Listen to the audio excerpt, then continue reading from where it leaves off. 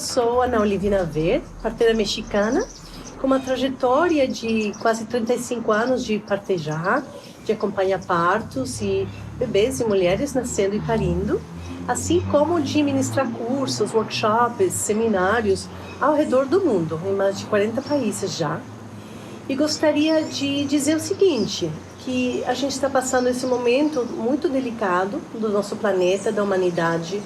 em que a gente está precisando ficar mais recolhido, numa reflexão profunda, inclusive sobre a natureza, sobre o poder da natureza, as plantas, os animais estão expandindo também esse espaço, agora que os humanos estão mais recolhidos, mas que a gente possa, como ser humano, se apoiar, a gente possa aprender, refletir, expandir a nossa intuição, nosso conhecimento